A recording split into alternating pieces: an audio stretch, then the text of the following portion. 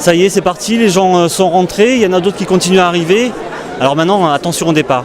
Le Festival Cinéma d'Alès a lancé sa 29e édition, vendredi 25 mars, dans un cratère archi-comble.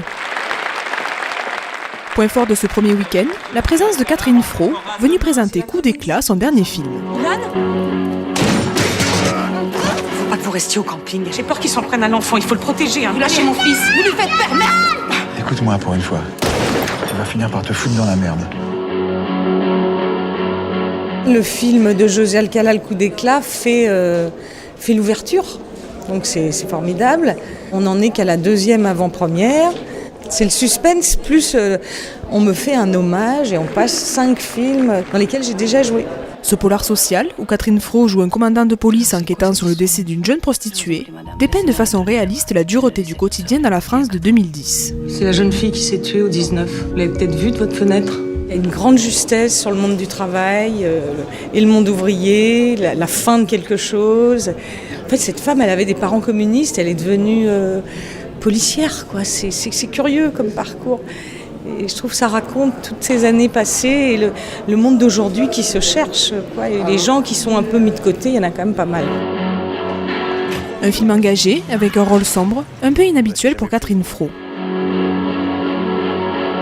Moi qui adore le divertissement et qui continuerai à en faire, parce que je sais pas, la comédie pour moi c'est la vie aussi, mais je trouve qu'il y a des introspections, d'abord qui demandent un jeu beaucoup plus discret, et puis de raconter la vie d'aujourd'hui, je trouve que c'est essentiel.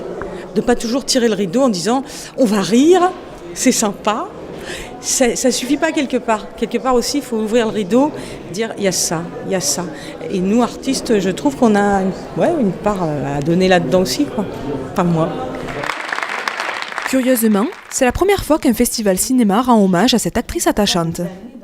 Je sais pas, hommage, ça fait un peu vieux, un peu mort. Mais enfin, je sais que ça se fait maintenant depuis quelques années, que ça permet au public de rencontrer les artistes. Ça me fait plaisir, ça m'a touchée, moi, ça m'a donné envie de venir. Je trouve qu'il y a une bonne ambiance dans ce festival. Il y a à la fois quelque chose de cinéphile et puis quelque chose de populaire. Le mélange fonctionne bien.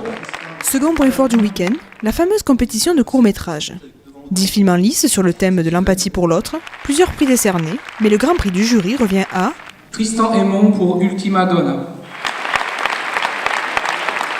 Je suis super ému déjà d'avoir participé. Je suis un peu surpris parce que j'ai trouvé que la qualité de la sélection était super bonne. Donc je suis super content d'obtenir ce prix là ce soir et de pouvoir continuer à exercer mon métier, mon futur métier, quoi. Donc grâce à ce prix, c'est super encourageant, quoi. J'ai l'impression d'être requinqué pour mettre cette énergie à profit de mes nouveaux projets. Et avec un petit peu de retard, joyeux anniversaire. Ce qui est ressorti vraiment, c'est qu'on était tous d'accord pour donner le prix à ce film-là. C'était celui qui sortait du lot, fait avec énormément de finesse et avec beaucoup de maturité, beaucoup de tendresse. Et c'est un très beau film, vraiment, très très réussi. Très touché par ce film. C'était un choix normal. Au menu de ces prochains jours, le concert d'Albin de la Simone mardi soir avec Alexandre Tarot et l'hommage rendu à Yamina Benguigui avec une quinzaine de films et documentaires présentés.